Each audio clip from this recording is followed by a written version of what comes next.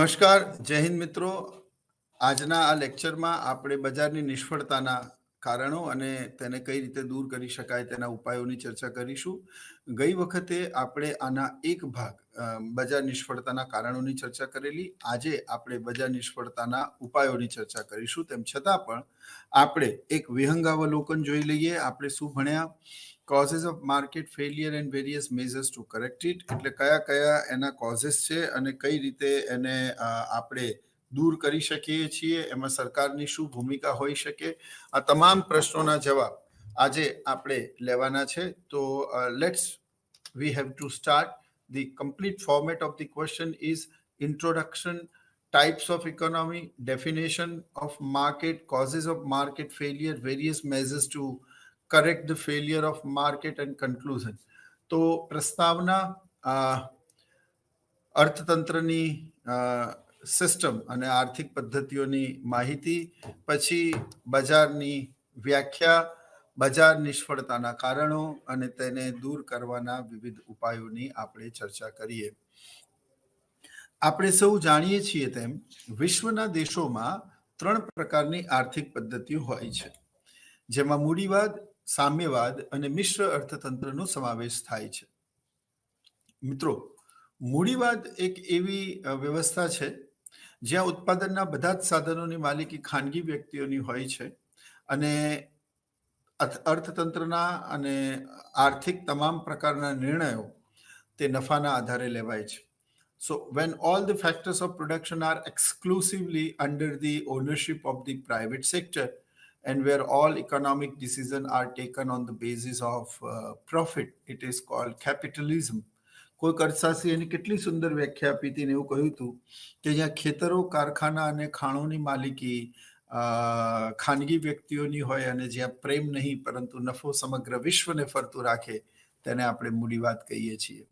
So where the farm, fields, mines and factories are under the private ownership and where love is not but the profit makes the world on wheel, it is called capitalism.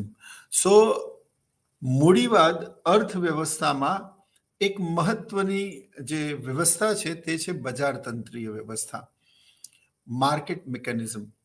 Adam સ્મિથથી લઈને તમામ અર્થશાસ્ત્રીઓએ તેની ભલામણ અને તરફેણ કરતા તેમ કહ્યું હતું કે વિશ્વમાં સરકારનો હસ્તક્ષેપ બજારમાં ન્યૂનતમ હોય અને આવા બજારતંત્રીય અર્થવ્યવસ્થામાં એક અદ્રશ્ય હાથ એ કામ કરતો હોય છે અને તે અદ્રશ્ય હાથ તે અર્થતંત્રને સમતુલામાં રાખવાનું કામ કરે છે. જ્યાં માંગ અને પુરવઠો એકબીજાને છેદે ત્યાં વસ્તુની કિંમત નક્કી થાય, તેને સમતોલ કિંમત કહેવાય. અર્થતંત્રમાં તમામ પ્રકારના સોદાઓ આવી સમતોલ કિંમતે નક્કી થતા હોય છે.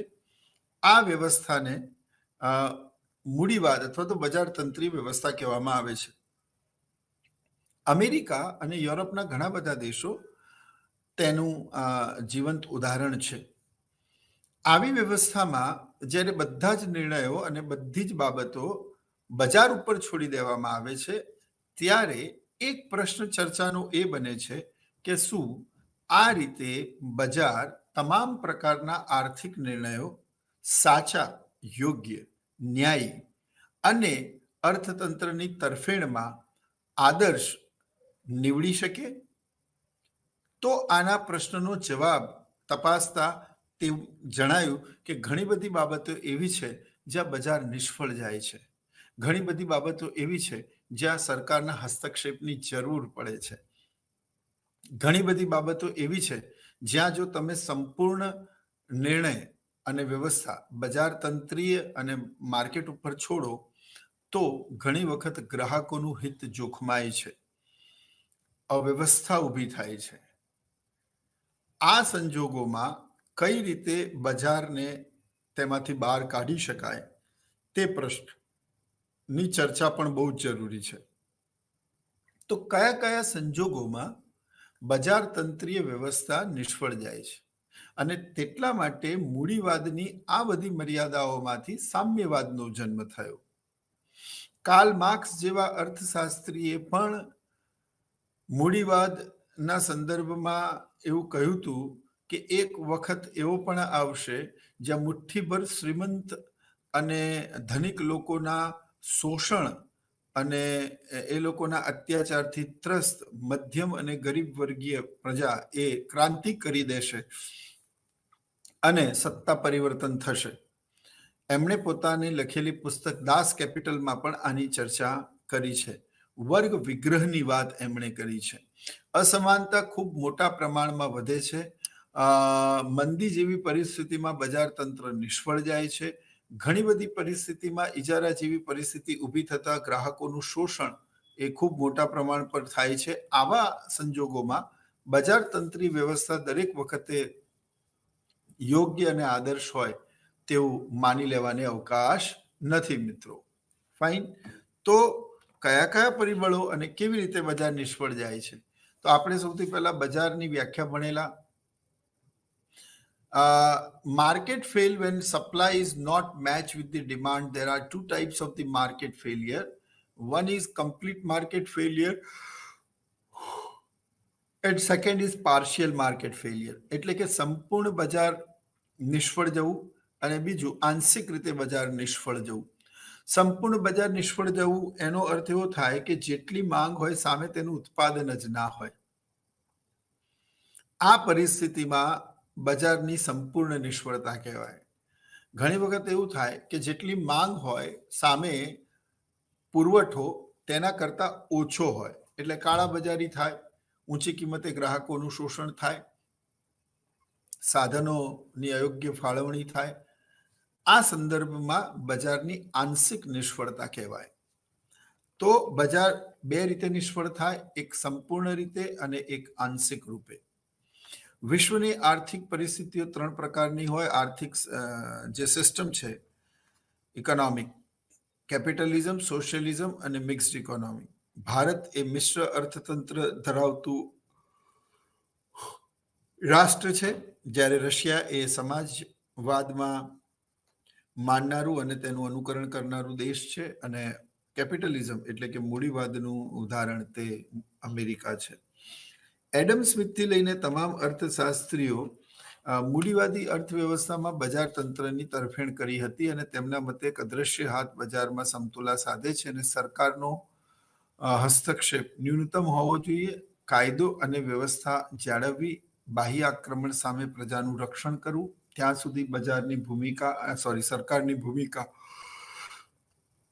તે સીમિત કરવામાં આવી અને માનવામાં આવ્યું કે બજાર જ બધા જ સમાયોજન સાધશે અને જો અસમતુલા સર્જાશે તો પણ તે ટૂંકા ગાળા માટે હશે, લાંબા ગાળે આપોઆપ બજાર સમતુલામાં આવશે. તેની વ્યાખ્યા આપણે સમજીએ. When the buyers and sellers meet each other directly or indirectly and they just enter into any type of monetary transaction, it is called market.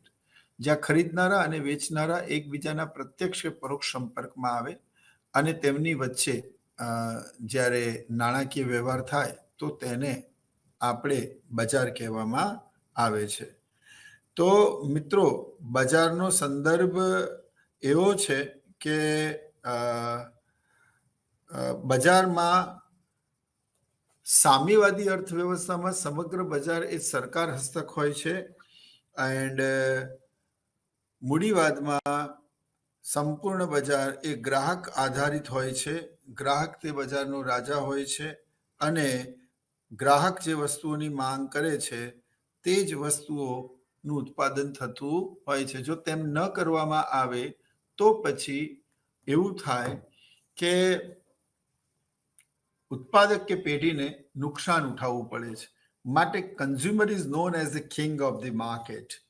એટલે બધા જ આર્થિક નિર્ણયો એ ગ્રાહકની પસંદ નાપસંદ અને બજાર માંગના આધારે લેવામાં આવે છે. બજાર બે પ્રકારના હોય છે, પૂર્ણ હરીફાઈ વાળું અને અપૂર્ણ હરીફાઈ વાળું.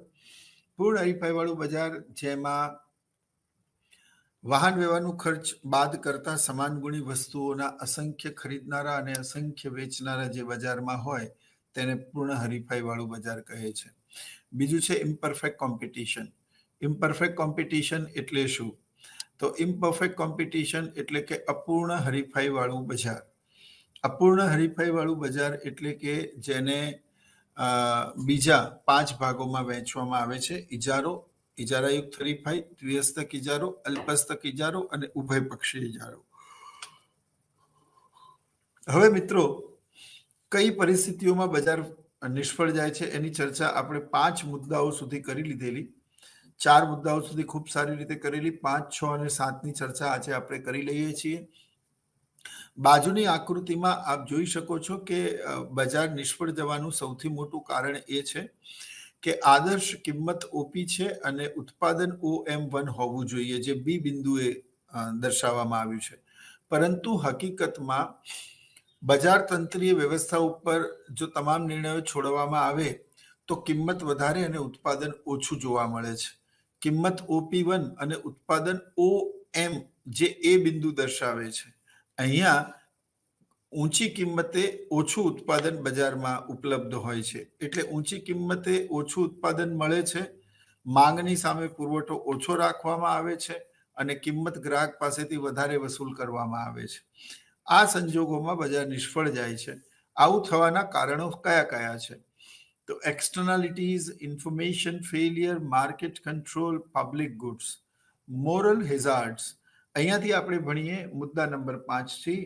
તો મોરલ હેઝાર્ડ્સ શું છે કે અર્થતંત્રમાં જ્યાં મૂડીવાદ હોય, બજાર તંત્રીય વ્યવસ્થા હોય, ત્યાં ઘણી વખત ભેળસેળ, સંગ્રહખોરી, સટ્ટાખોરી અને ગ્રાહક પાસેથી છેતરપિંડીના ઘણા બધા ઉદાહરણો સામે આવે છે.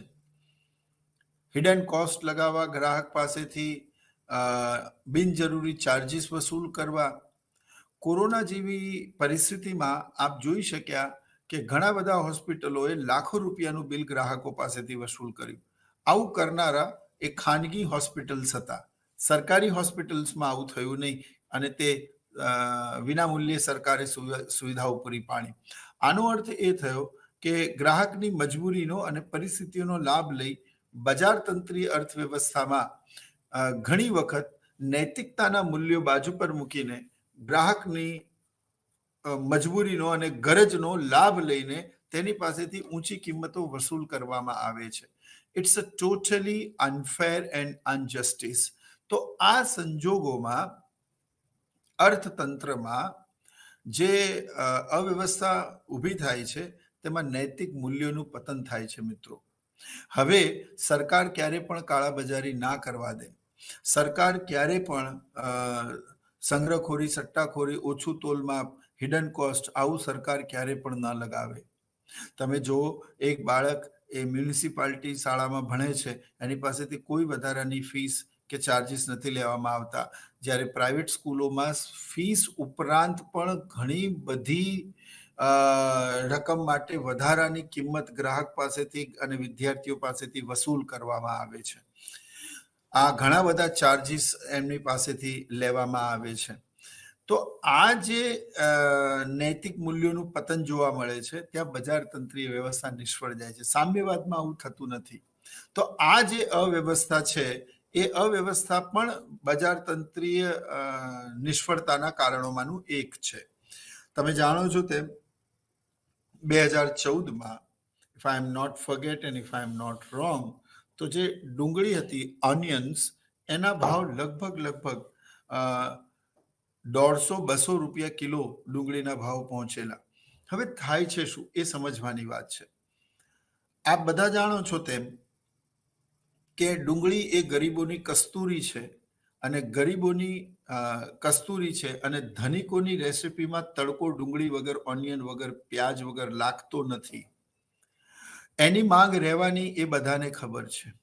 એટલે થાય છે શું કે જ્યારે સમગ્ર ભારતમાં એ ઉત્પાદન માર્કેટમાં આવે છે ત્યારે વેપારીઓની એક પાવરફુલ લોબી તેનો બહુ જ મોટા પ્રમાણમાં સંગ્રહ કરી લે છે.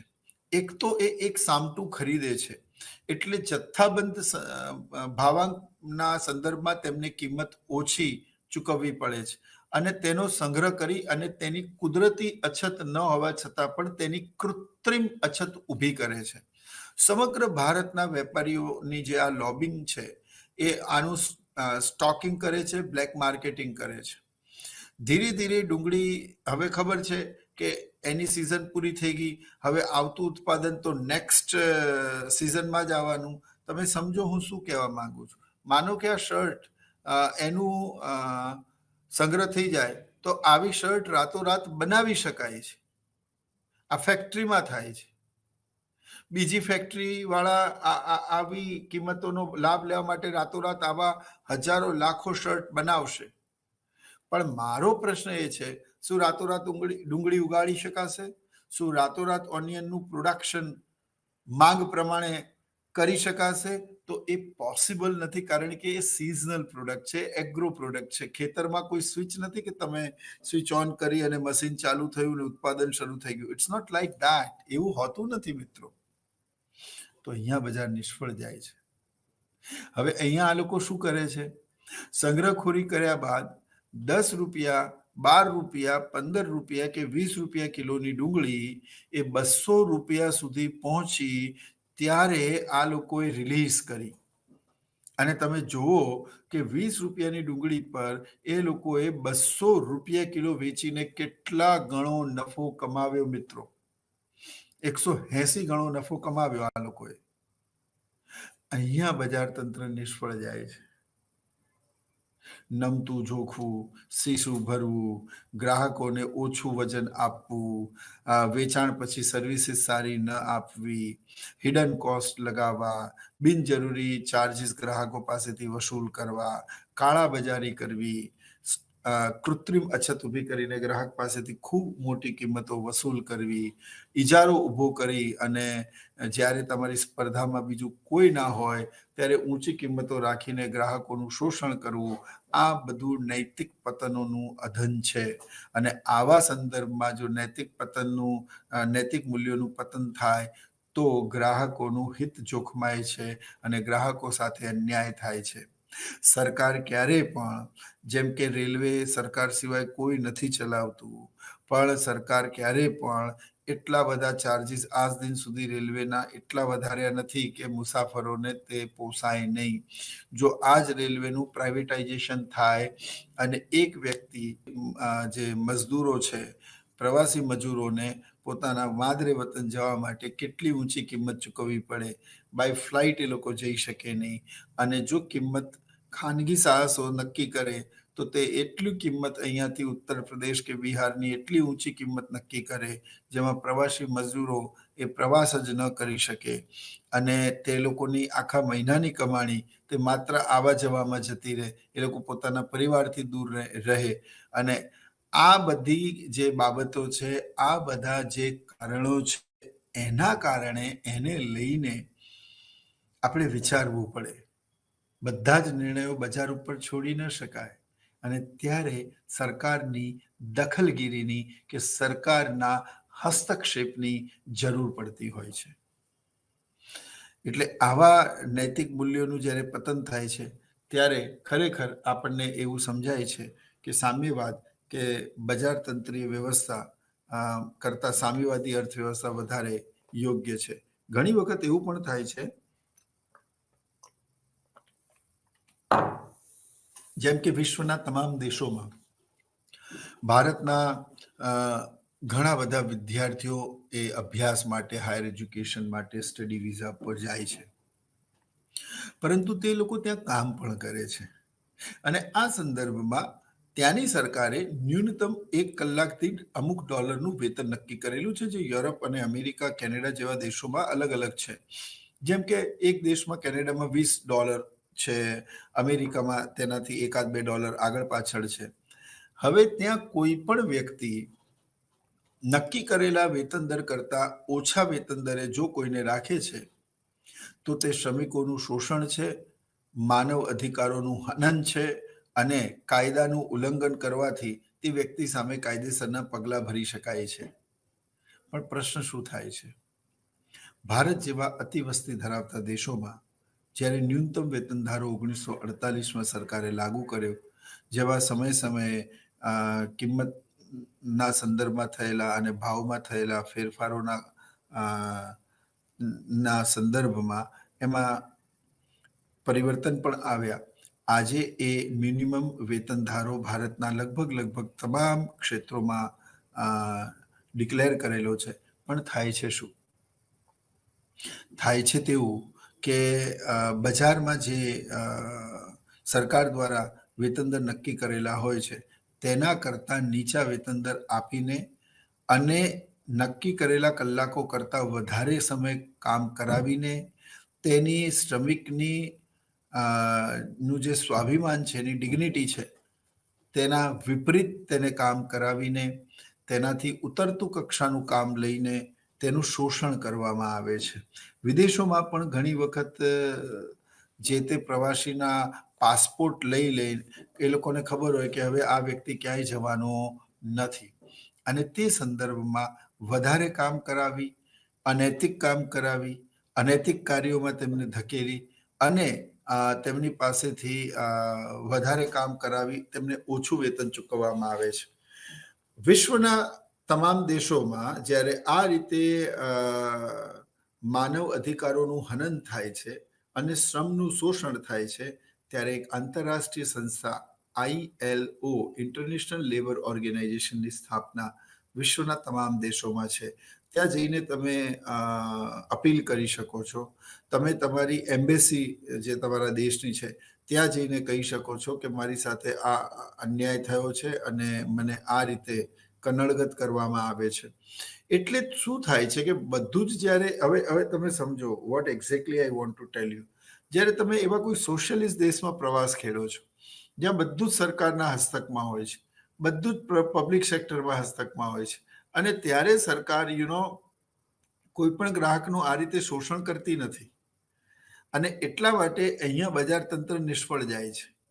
એટલે બેરોજગારી ખૂબ વધારે હોવાના કારણે વ્યક્તિઓ નક્કી કરે છે કે કંઈક નહીં કમાવા કરતા, બિલકુલ કશું નહીં કમાવા કરતા કંઈક કમાવું વધારે સારું છે. એટલે એ લોકો નીચા વેતને કામ કરવા તૈયાર થાય છે. સામે ઉત્પાદકો એને ઊંચા વેતનો પર સાઇન કરાવે છે, એમની સહીઓ લે છે, પરંતુ તેમને વેતન ખૂબ જ ઓછું ચૂકવે છે. તો આ જે અન્યાય છે એ પણ નૈતિક મૂલ્યોનું અધપતન છે. ખરેખર કામની આદર્શ પરિસ્થિતિ આપવી જોઈએ.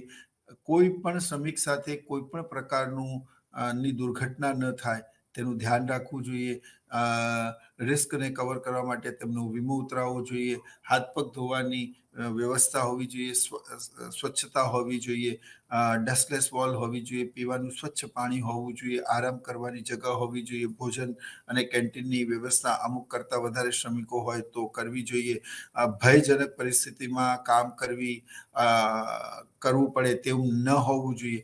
આ બધા માપદંડોનું ઘણી વખત છડેચોક ઉલ્લંઘન થતું હોય છે, અને બેરોજગારી અતિવસ્તી ધરાવતા ભારત જેવા દેશોમાં બેરોજગારીના ભયથી એ લોકો નીચી કિંમતે વિપરીત પરિસ્થિતિઓમાં કામ કરવા માટે તૈયાર થતા હોય છે. તો અહીંયા નૈતિક મૂલ્યોનું પતન થાય છે, અહીંયા બજાર તંત્ર નિષ્ફળ જાય છે. તમે જાણો છો તેમ કોરોનાના આ સમયગાળામાં ઘણા બધા ખાનગી જોબ કરનારા વ્યક્તિઓ ન કેવલ પોતાની નોકરી ગુમાવવી પડી, પણ અડધા વેતનમાં કામ કરવું પડ્યું. એ લોકોના વેતન રોકવામાં આવ્યા. જ્યારે સરકારી સાહસોમાં કોઈ પણ કર્મચારીનું વેતન કોરોનાના સમયગાળામાં એ લોકો 1.5-2 વર્ષ સુધી કામ પર ન ગયા તેમ છતાં પણ તેમનું વેતન નહીં રોકવામાં આવ્યું, તેમને નિયમિત વેતન ચૂકવવામાં આવ્યું. સહેજ પણ પ્રકારની કપાત મૂક્યા વગર વેતન આપવામાં આવ્યું. તો સામ્યવાદી વ્યવસ્થામાં આવું થતું નથી. બજાર તંત્ર ઉપર બધું છોડી શકાય નહીં. ઉત્પાદકો સંગઠિત હોય છે અને ગ્રાહકો સામે કર્મચારીઓ તે ગરજવાન સ્થિતિમાં હોય છે, ત્યારે તેમનું નીચી કિંમતે વધારે કલાક કામ લઈ અને વિપરીત પરિસ્થિતિઓનું કામ લઈ અને એ લોકોને કામનું યોગ્ય વાતાવરણ નહીં આપીને તેમનું શોષણ થાય છે. આ નૈતિક મૂલ્યોનું અધપતન છે મિત્રો. એ જ રીતે at the time of the deflation, તો at the time of the deflation મિત્રો તમે બધા જાણો છો તેમ મેં આગળ પણ કહ્યું છે કે જો ખिलता है उसका मुरझाना निश्चित है, जो जन्म लेता है उसकी मृत्यु निश्चित है, दिन के बाद रात और रात के बाद फिर सवेरा होता है, जीवन का ये नित्यक्रम सदैव चलता रहता है.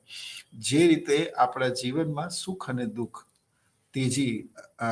દુઃખ આવે છે, સુખ અને દુઃખની આ ઘટમાળને આપણે લાઈફ સાયકલ એટલે કે જીવન ચક્ર કહીએ છીએ. એ જ રીતે વિશ્વના તમામ અર્થતંત્રને પણ તેજી અને મંદીની ઘટમાળમાંથી પસાર થવું પડે છે. તેજી અને મંદીની આ ઘટમાળને આપણે વેપાર ચક્ર કે બિઝનેસ સાયકલ તરીકે ઓળખીએ છીએ. હવે જે બિઝનેસ સાયકલ છે એમાં તેજી દરમિયાન તો માંગ ખૂબ વધારે હોય છે. માંગ વધારે હોય છે, ઉત્પાદન ખૂબ સારું થાય છે. ઉત્પાદન વધારે થાય છે તો લોકોને રોજગારી મળે છે. રોજગારી મળે છે અને અર્થતંત્રમાં બધું સુચારે રૂપે ચાલે છે. કારણ કે માલિકનો નફો મળતો હોય અને વધારે હોય તો માલિક વધારે શ્રમિકોને રોકી વધારે ઉત્પાદન કરી વેચાણ કરે છે, નફો કમાવે છે અને ગ્રાહકોને પણ ચૂકવે છે. અહીંયા બેરોજગારીનો પ્રશ્ન નથી હોતો. પણ જે રીતે જીવનમાં સુખ પછી દુઃખ આવે છે એ જ રીતે અર્થતંત્રમાં તેજી પછી મંદી આવે છે. સાયકલનું એ પેડલ જે ઉપર હોય છે એ નીચે પણ આવે છે. અને આ ચક્રીય પરિવર્તનોના કારણે જે બેરોજગારી સર્જાય છે, આપણે ભણી ચૂક્યા છીએ કે તેને ચક્રીય બેરોજગારી સાયક્લિક અનએમ્પ્લોયમેન્ટ કહેવામાં આવે છે. હવે આ સંજોગોમાં કોઈ પણ પેઢીને મળતા ઓર્ડર બંધ થઈ જાય છે. ઓર્ડર જ્યારે બંધ થઈ જાય છે, ઉત્પાદન ઘટી જાય છે, ત્યારે શ્રમિકોને બેસાડી રાખીને તે વેતન ચૂકવતો નથી. આ શ્રમિકોનું ઘર કેવી રીતે ચાલશે, તેમનું પરિવાર ગુજરાન કેવી રીતે ચલાવશે, તેનો બિલકુલ વિચાર કર્યા વગર તેમને કામમાંથી કાઢી દેવામાં આવે છે. આ માનવીય અધિકારોનું હનન છે. ઇન્ટરનેશનલ લેબર સ્ટેન્ડર્ડથી વિપરીત છે. સરકાર કદાપી આવું કરતી નથી. ઉપરાંત શ્રમિકોને રિટાયર્ડ થયા પછી ઘણા બધા લાભો જે મળવા જોઈએ એ પણ પ્રાઇવેટ સેક્ટરમાં આપવામાં આવતા નથી. જો કે સરકાર દ્વારા ભારતમાં પણ ઓલ્ડ પેન્શન યોજના એની માંગ ખૂબ મોટા પ્રમાણમાં કરવામાં આવી છે. ઘણા બધા રાજ્યોમાં સરકારે તેને લાગુ પણ કરી છે અને ઘણા બધા રાજ્યોમાં તે લાગુ કરવાની તૈયારીમાં છે, કારણ કે આજ તો કાલે તે લાગુ કરવી પડશે. તો સરકાર હંમેશા લોકોનું હિત અને કલ્યાણનું વિચારે છે, પણ ખાનગી પેઢીઓ આવું વિચારતી નથી. રેલવેમાં કામ કરતા તમામ કર્મચારીઓને મેડિકલ ફેસિલિટી મળે છે. એ લોકોને ટ્રાવેલિંગ એલાઉન્સમાં રેલવેના પાસ પરથી એ લોકો મુસાફરી કરી શકે છે. આ ઉપરાંત પણ ઘણા બધા બેનિફિટ ટીએડીએના અને ઘણા બધા બેનિફિટ્સ એ લોકોને મળતા હોય છે. જો તેનું ખાનગીકરણ કરી દેવામાં આવે તો મળનારી આ તમામ પ્રકારની રાહતો તે શું થઈ જાય? ઓછી થઈ જાય. તેમાં ઘટાડો થાય, અવ્યવસ્થા ઊભી થાય, ગ્રાહકોનું શોષણ થાય, એ લોકોનું ઘડપણ જોખમાય. તો આ સંજોગોમાં આપણે એવું જાણીએ છીએ અને સમજીએ છીએ કે બજાર તંત્ર તે નિષ્ફળ જાય છે. ફાઇન. અને મિત્રો એટલા માટે જ અમેરિકા જેવા દેશોમાં પણ those who are a green card holder or they are having a permanent citizenship of the USA, તો સરકાર એમને સ્ટાઇપેન્ડ આપે છે અને એ એટલું હેલ્ધી હોય છે કે એ લોકો અઠવાડિયામાં 2 થી 3 વખત એ લોકો નોનવેજ ખાઈ શકે, એ લોકો લીકર પી શકે, જે અને પોતાનું જીવન ખૂબ મોજ શોખથી માણી શકે એવી વ્યવસ્થા અમેરિકન અર્થતંત્રમાં એટલે ચોક્કસ એક હેલ્ધી અમાઉન્ટ આપવામાં આવે છે, because they are citizen of the nation and the government take initiative and pay all responsibility towards the citizen of the nation of the USA. Because એ લોકોને ખબર છે કે ખાનગી પેઢી એ લોકોને કોઈ પણ પ્રકારના પેન્શન અને સારા ભથ્થા ન આપે તો તે લોકોને 60+ સિનિયર સિટીઝનને ઘણી બધી રાહતો સરકાર તરફથી કરવામાં આવે છે અને તેમનું જીવન આદર્શ અને સુખમય રીતે તે સરકાર જવાબદારી ઉપાડે. આવી જવાબદારી કોઈ ખાનગી પેઢીઓ જલ્દી ઉપાડતી નથી. તે ઉપાડે છે પણ જલ્દી ઉપાડતી નથી. ઉપરાંત મંદીના સમયગાળા દરમિયાન ગ્રાહકોને નોકરીથી છૂટા કરવા આ સમગ્ર વિશ્વમાં ચક્રીય બેરોજગારીની પરિસ્થિતિ સર્જાવી એ આમ બાબત છે, પણ આવું સામ્યવાદી વ્યવસ્થામાં થતું નથી. અને 7મો જે મુદ્દો છે ક્યાં બજાર નિષ્ફળ નીવડે છે તે છે ડિફેન્સ. એટલે કે સંરક્ષણ લક્ષી સેવાઓ. તો મિત્રો કેવી રીતે અહીંયા બજાર નિષ્ફળ નીવડે છે એ પણ આપણે સમજીએ. થાય છે શું? એવું થાય છે કે આ વ્યવસ્થામાં ઘણા રાજ્યો એવું કહી દે, જેમ કે મધ્યપ્રદેશ, ભારતના મધ્યમાં વસેલો પ્રદેશ, કે ભાઈ મારે સૈનિકોની જરૂર નથી, મારા રાજ્યની કોઈ પણ ટેરિટરી આંતરરાષ્ટ્રીય સીમાઓ અને ચીન પાકિસ્તાન સાથે સ્પર્શતી નથી, તો હું શું કરવા સૈનિકોનો ભાર મારા ટેક્સ સ્વરૂપે આપું? જે સરહદીય પ્રાંતો છે જ્યાં વધારે પડતા ફ્રિક્શનના કારણે સૈનિકોની જરૂર પડે છે, એ એલઓસી અથવા તો LAC, LOC it's a line of control and LAC it's a line of actual control which is between India and Pakistan, LOC and India and China ની વચ્ચે LAC. તો જે પ્રાંતીય પ્રદેશો છે ભારત અને ચીન અથવા તો બાંગ્લાદેશની સરહદોને સ્પર્શે છે, પાકિસ્તાનની સરહદોને સ્પર્શે છે, તેવા પ્રાંતીય પ્રદેશો જ ડિફેન્સની સેવાઓનો કાર્યભાર તેનો સંપૂર્ણ પ્રકારનો નાણાકીય ભાર ભોગવે. અમે શું કરવા ભોગવીએ? તો અહીંયા કેવી રીતે આ લોકોની સેવાઓ પૂરી પાડવી? એક ધનિક વ્યક્તિ તો એવું કહી દે કે ભાઈ મારી સિક્યોરિટી હું પ્રાઇવેટ સિક્યોરિટી રાખીને પણ પૂરી પાડી લઈશ, મને પોલીસની જરૂર નથી, હું આના પ્રત્યેનો ટેક્સ અને એમને ચૂકવાતા પગાર મારા ટેક્સ સ્વરૂપે હું શું કરવા નાણાં આપું? તો તમે કઈ રીતે એને જસ્ટિફાઈ કરશો?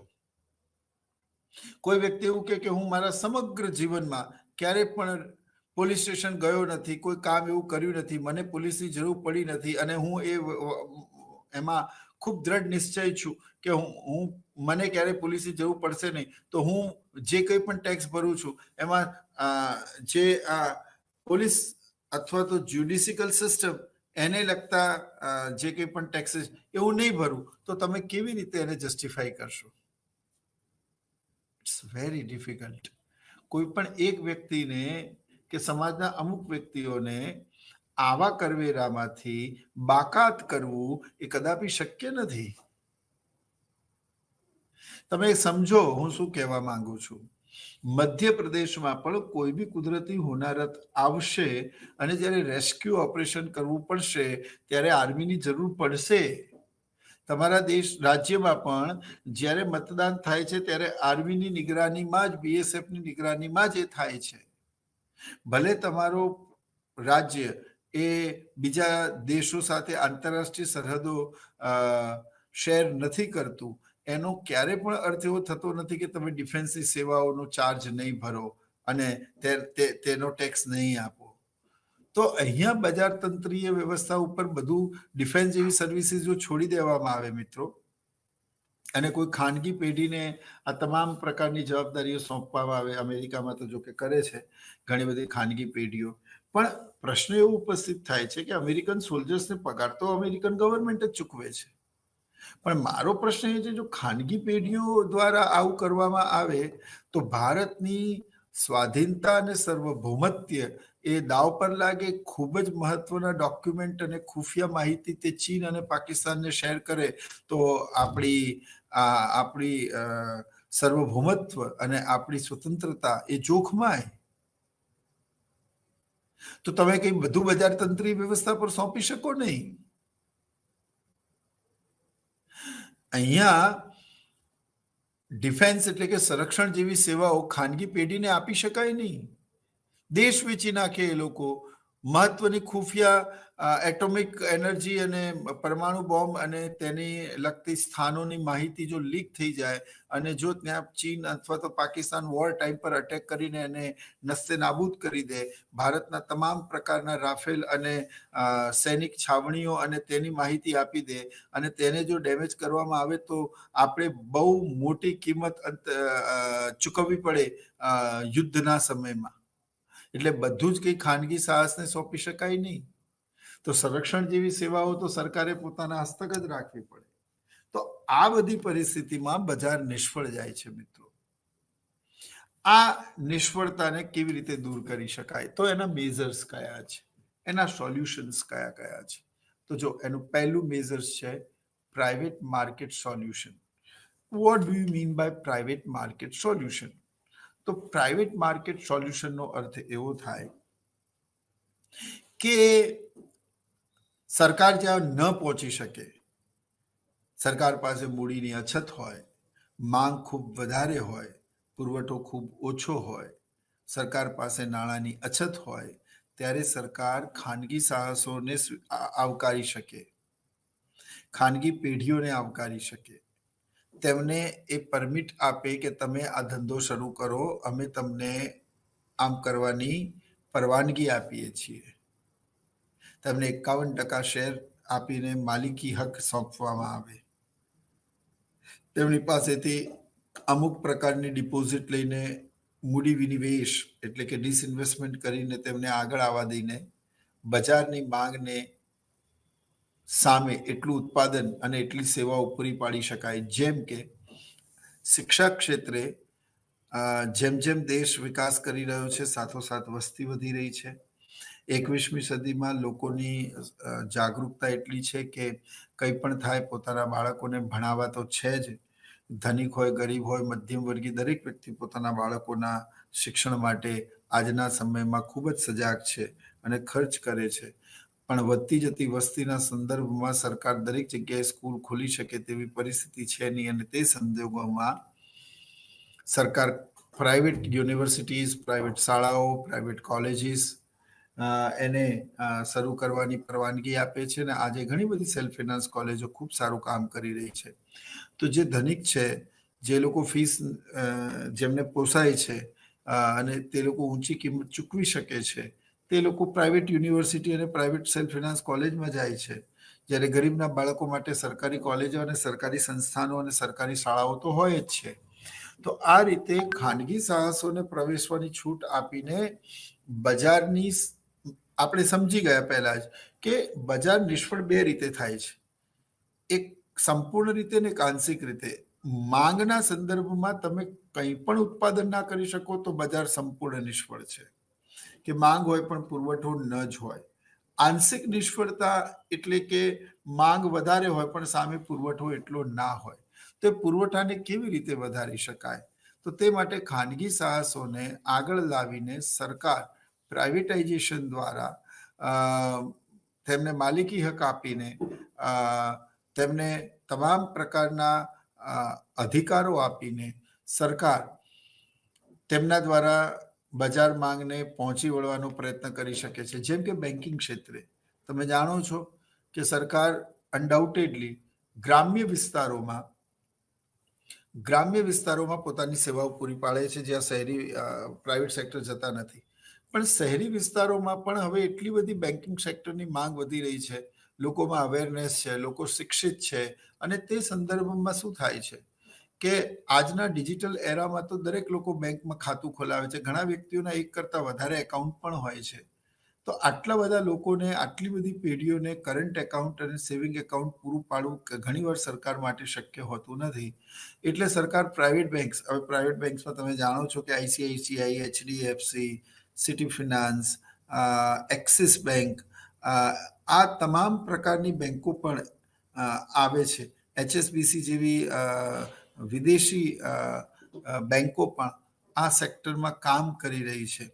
એટલે આનાથી શું થાય છે કે જ્યાં ગ્રાહક પાસે બિલકુલ વિકલ્પ ના હોય ત્યાં કમસે કમ ખાનગી સેક્ટરનો તો વિકલ્પ એ લોકોને મળે. એટલે સેવાઓમાં ખાનગી પેઢીઓને અને ખાનગી એકમોને આવકારીને માંગ સામે પુરવઠો પૂરો પાડીને બજારને નિષ્ફળ જતા સરકાર રોકી શકે છે.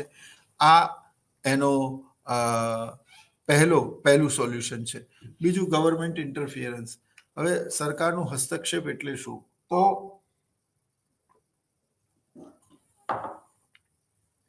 માનો કે સરકારે ટોરન્ટ નામની કંપનીને વીજ ઉત્પાદનના હકો આપ્યા, એના વેચાણના પણ હકો આપ્યા, પણ એ યુનિટ દીઠ એટલો બધો વીજળીનો દર વધારી ન શકે કે જેના કારણે ગ્રાહક જીવન જરૂરી એવી વીજળી વગર એ લોકોને ચાલે પણ નહીં, ને એની ખૂબ ઊંચી કિંમત ચૂકવવી પડે. એટલે ત્યાં સરકારનો હસ્તક્ષેપ જરૂરી છે. ઉપરાંત બજારમાં જ્યારે નૈતિક મૂલ્યોનું અધપતન થાય, કાળાબજારી થાય, સંગ્રહખોરી થાય, સટ્ટાખોરી થાય, કુદરતી અછત ન હોવા છતાં પણ તેની કૃત્રિમ અછત ઊભી કરીને ગ્રાહકો પાસેથી ખૂબ ઊંચી કિંમત વસૂલ કરવામાં આવે, ઇજારાનો ગેરલાભ લઈ ગ્રાહકોની ગરજનો લાભ લઈને તેમને ઊંચી કિંમતે તેમનું શોષણ કરવામાં આવે, ત્યારે સરકાર કાયદાના ઉલ્લંઘન બદલ તેમની સામે કાયદેસરના પગલાં ભરી શકે છે. અહીંયા સરકારના હસ્તક્ષેપની જરૂર પડે છે. જો આવું ન થાય તો ઘણી વખત એવું થાય કે જે પાવરફુલ લોકો છે, જે શક્તિશાળી લોકો છે, જે બાહુબલી છે, એ લોકો નબળા વર્ગનું શોષણ કરે અને આનાથી સમગ્ર સમાજમાં અવ્યવસ્થા, અત્યાચાર અને શોષણ વધે. માટે સરકારના હસ્તક્ષેપની જરૂર તો પડે જ છે. મિત્રો, મા બાપ વગરનું ઘર અને સરકાર વગરનો દેશ એની કલ્પના થોડી અઘરી છે. અને જો તમે આદર્શ રાષ્ટ્રની વ્યવસ્થાની વાત કરતા હોય તો તેમાં સરકારનો રોલ ખૂબ જ મહત્વનો હોય છે. અને એટલા જ માટે સરકારના હસ્તક્ષેપની જરૂર પડે છે. ભલે ખાનગી શાળાઓને તમે શિક્ષણ માટે તમામ પ્રકારના અધિકારો આપ્યા, પણ સરકાર ઈચ્છે તો તેમને નીચી કિંમત લેવા માટે વસૂલ કરી શકે છે. તેમને તેમને મજબૂર કરી શકે છે, કમ્પલ્સન કરી શકે છે. તમે જાણો છો, કોવિડ જેવી સિચ્યુએશનમાં, તેવી પરિસ્થિતિમાં સરકારે ઘણી ખાનગી હોસ્પિટલોને પણ તમામ પ્રકારના બેડ પૂરા પાડવા તેવી તાકીદ કરી હતી. આનાથી વધારે કિંમત નહીં લેવાનું તેવું પણ કહ્યું હતું. તે જ રીતે ખાનગી શાળાઓમાં કામ કરતા કર્મચારીઓને આનાથી નીચું વેતન નહીં ચૂકવવાનું અને કોઈ પણ વિદ્યાર્થી પાસેથી આનાથી વધારે ફીસ નહીં લેવાની. વાલી મંડળ અને વિદ્યાર્થીઓના હિતને ધ્યાનમાં રાખતા આવા નિર્ણયો સરકાર ખાનગી પેઢીઓ ઉપર પણ લાદી શકે છે. તો અહીંયા એવું નથી કે ખાનગી સાહસને બધું સોંપ્યા પછી સરકાર તેમાં કશું કરી શકે તેમ નથી. તે કાયદાની રૂહે કરી શકે છે. અસામાન્ય ચોક્કસ પરિસ્થિતિઓમાં જ્યારે સમાજ અને દેશ સપડાયો હોય ત્યારે તે લોકોને સરકાર ફરજ પાડી શકે છે. એવું કોરોના ટાઈમ પર આપણે જોયેલું પણ છે. એટલે સરકારના હસ્તક્ષેપની જરૂર તો પડે જ છે. ફાઇન. તે જ રીતે collective action solution. What you mean by collective action solution? એટલે કે પ્રાઇવેટ એન્ડ પબ્લિકનો કલેક્ટિવ એક્શન જરૂરી છે. બધી જગ્યાએ સરકાર મૂડીરોકાણ કરી શકે તેવું શક્ય હોતું નથી. બધી જગ્યાએ સરકાર પહોંચી શકે તેમ હોતું નથી. તમામ પ્રકારનું મૂડીરોકાણ એકલી સરકાર કરી શકે તેવું હોતું નથી.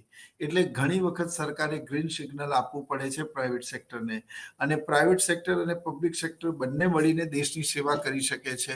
બંને ઠીક છે, સરકાર એ કલ્યાણને વરેલી છે અને તે કિંમત ઓછી રાખે છે.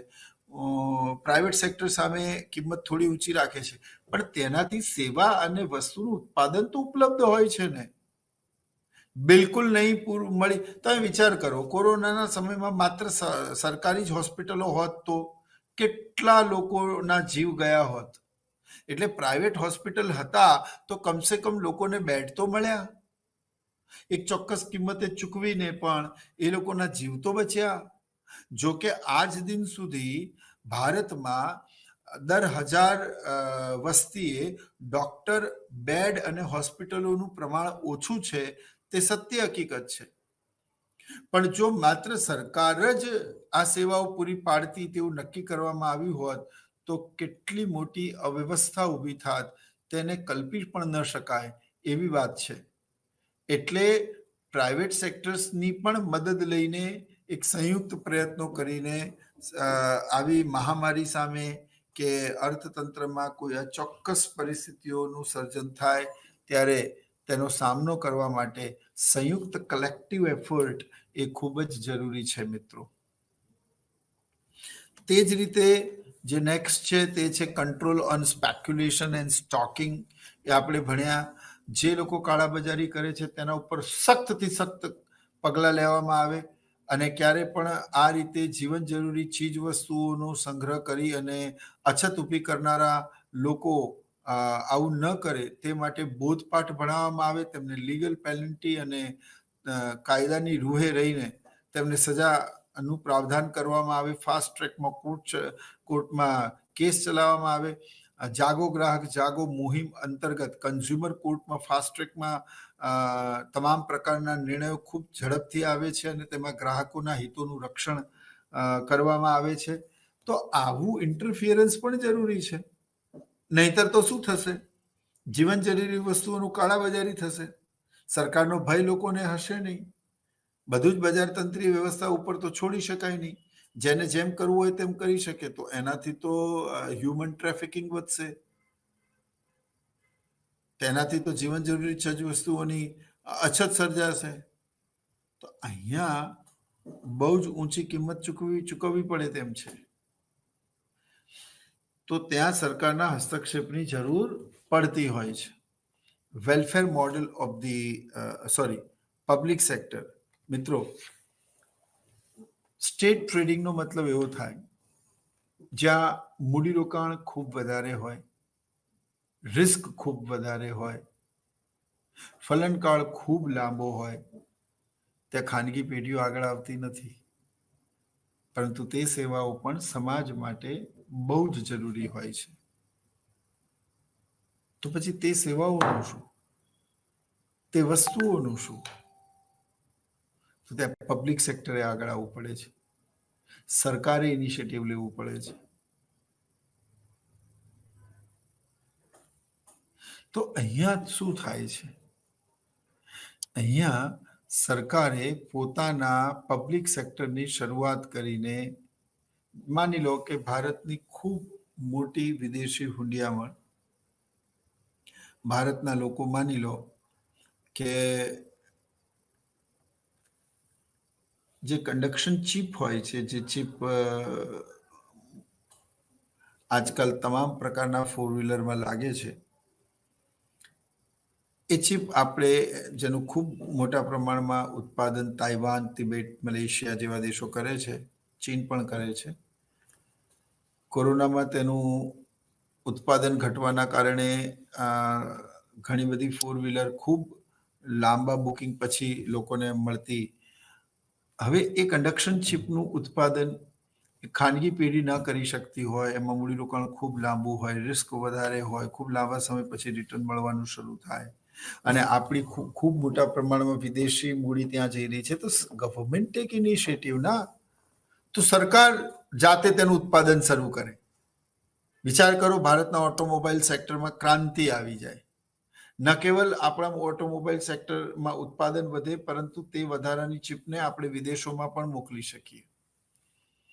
તે જ રીતે સંરક્ષણના તમામ ઉત્પાદન, તમે જાણો છો, તેજસથી લઈને ઘણા બધા એવા હથિયારો હવે સરકાર, આપણા દેશ ખુદ બનાવવા લાગ્યો છે. અને તે સંદર્ભમાં DRDOની કામગીરી ખૂબ જ સરાહનીય રહી છે. અને તે લોકો ઘણા બધા વેપન્સ ખુદ બનાવવા લાગ્યા છે. હવે તેની ઘણી બધી કોન્ફિડેન્શિયલ માહિતી તમે પ્રાઇવેટ સેક્ટર અને ખાનગી પેઢીને આપી શકો નહીં, નહીતર તો એ આ માહિતી જો દુશ્મન સાથે શેર કરે તો ભારતે યુદ્ધમાં ખૂબ ઊંચી કિંમત ચૂકવવી પડે તેમ છે.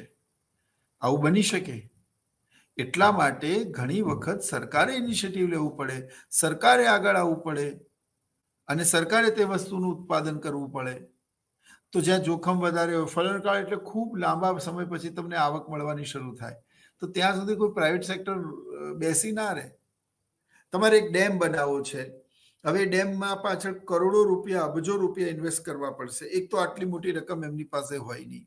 બીજી વાત એ છે કે આટલો મોટો ડેમ બનાવવાથી એમાંથી જે પાણી અને વીજળીનું ઉત્પાદન થશે, તેમાં 30 વર્ષ લાગી જશે કેનાલને સમગ્ર ગુજરાતમાં અને બીજા રાજ્યો સુધી પહોંચાડતા. તો શું કોઈ ખાનગી પેઢી 20-30 વર્ષ સુધી રોકાઈ શકે? બહુ મુશ્કેલ છે. એ લોકોને તો મૂડીરોકાણ ઓછું હોય, આજે રોકાણ કર્યું, કાલે વળતર મળવાનું ચાલુ થાય, એમાં એ લોકો આગળ આવતા હોય. વળતરનો દર ઊંચો હોય, અહીંયા વળતરનો દર પણ નીચો હોય, જોખમ પણ વધારે હોય, લાંબો ફલનકાળ હોય, ખૂબ મોટું મૂડીરોકાણ હોય. ત્યાં ખાનગી પેઢી આગળ આવતી નથી, ત્યાં બજાર નિષ્ફળ જાય છે. તે સંજોગોમાં સરકારે પોતાના સાહસો દ્વારા અને સ્ટેટ ફીડિંગ કે પબ્લિક સેક્ટર દ્વારા આ સેવાઓ લોકોને પૂરી પાડવી પડે છે. એટલે અહીંયા બજાર તંત્ર ઉપર બધું છોડી શકાય નહીં. એ જ રીતે welfare model of the government આપણે બધા જાણીએ છીએ કે દ્વિતીય વિશ્વયુદ્ધ પહેલા સુધીની તમામ સરકારો તે પોલીસ રાજ્યો હતી. તેમનું કાર્ય દેશમાં કાયદો અને વ્યવસ્થા પૂરી પાડવી અને બાહ્ય આક્રમણ સામે લોકોનું રક્ષણ કરવા પૂરતી મર્યાદિત હતી. પરંતુ આ પોલીસ રાજ્યો આ ન્યાયતંત્ર સુરક્ષા સિવાયના કોઈ મહત્વપૂર્ણ કાર્યો કરતા નહોતા, માટે આવક વધારે હતી ને ખર્ચ ઓછો હતો. પરંતુ દ્વિતીય વિશ્વયુદ્ધ બાદ જ્યારે ઇંગ્લેન્ડની ઈસ્ટ ઇન્ડિયા કંપનીની ગુલામીમાંથી વિશ્વના મોટાભાગના દેશો આઝાદ થયા, because that was time Churchill declare, જ્યારે એ જર્મની સામે ઇંગ્લેન્ડ હારવા પર આવેલું ત્યારે એણે કહેલું વિશ્વમાં ના દેશોમાંથી સિમ્પતિ અને એક moral સપોર્ટ લેવા માટે કે this is the world war and those the nations supporting directly or indirectly to the Great Britain, and if we get the victory then we just give the freedom to all the nation those who are under East India Company. અને એ બાબતને લઈને જ ઘણા બધા દેશો, ભારતીય સેનાએ પણ ઇંગ્લેન્ડ વતી દ્વિતીય વિશ્વયુદ્ધમાં ઝંપલાવ્યું હતું. તો પ્રશ્ન એવો છે મિત્રો કે દ્વિતીય વિશ્વયુદ્ધ બાદ જ્યારે વિશ્વના તમામ દેશો આઝાદ થયા તો ખૂબ જ લાંબા શોષણનો ભોગ બન્યા પછી તે લોકો આઝાદ બન્યા. અંગ્રેજો તો જતા રહ્યા, પાછળ મૂકતા ગયા ભૂખમરી, હતાશા અને નિરાશામાં એક સબળતું અર્થતંત્ર જેને વિશ્વએ ઇન્ડિયા, ભારત અને હિન્દુસ્તાનના નામે ઓળખ્યું. હવે અંગ્રેજો તો જ્યાં સુધી શાસન કર્યું ત્યાં સુધી તો એ લોકો વિકાસ કર્યો નહીં. ગુલામને હંમેશા નબળો જ રાખવો હોય, અશિક્ષિત જ રાખવો હોય, અસંગઠિત જ રાખવો હોય. જો વિકસિત થશે, એ સંગઠિત થશે, એ મજબૂત થશે, સાક્ષર થશે તો આઝાદીની માંગ વધશે. તો અંગ્રેજોએ તો કદી વિકાસ કરેલો નહીં. જે રેલવે અને બીજી સેવાઓ એ લોકોએ કરેલી એ પણ પોતાના સુદૃઢ શાસન અને તેના સુચારુ સંચાલન માટે કરેલી. તો ભારત જેવા દેશો જ્યારે વિશ્વના બ્રિટિશ સામ્રાજ્યની ગુલામીમાંથી આઝાદ થયા ત્યારે એ લોકોનો સૌથી પહેલો પ્રાણ પ્રશ્ન એ હતો how to develop our economy. આપણા અર્થતંત્રનો વિકાસ કઈ રીતે કરવો. અને એટલા માટે એ લોકોએ આઝાદી પ્રાપ્ત કર્યા પછી વિકાસ માટેના મરણીય પ્રયત્નો શરૂ કર્યા. શરૂઆતમાં વિશ્વના તમામ દેશો વૃદ્ધિ અને વિકાસને એક જ સમજતા હતા, પરંતુ શ્રીમતી ઉર્સુલા હિક્સના 52 દેશોના કરેલા અભ્યાસ બાદ એમને ખબર પડી કે વૃદ્ધિ અને વિકાસ ખરેખર એક નથી, પરંતુ બે એક્સ્ટ્રીમ અલગ અલગ બાબતો છે. ધનિક દેશોના આર્થિક પ્રશ્નોનું નિરાકરણ એ આર્થિક વૃદ્ધિ છે, જ્યારે વિકસતા અને અલ્પવિકસિત દેશોના સંદર્ભમાં આર્થિક વિકાસ એ એમની સમસ્યા છે. વિકસિત દેશો આર્થિક વિકાસ કરી ચૂક્યા છીએ, હવે એ લોકોના અર્થતંત્રમાં જે પરિવર્તન થઈ રહ્યા છે તે વૃદ્ધિ છે, જ્યારે વિકસતા દેશો આર્થિક વિકાસની એ ચરમસીમા પર હજી પણ પહોંચ્યા નથી. એ લોકોની માથાદીઠ અને રાષ્ટ્રીય આવક ખૂબ જ ઓછી છે, સાક્ષરતાનું પ્રમાણ ખૂબ જ નીચું છે અને ઉત્પાદનના સાધનો હજી પણ ખૂબ મોટા પ્રમાણમાં વપરાયેલા છે.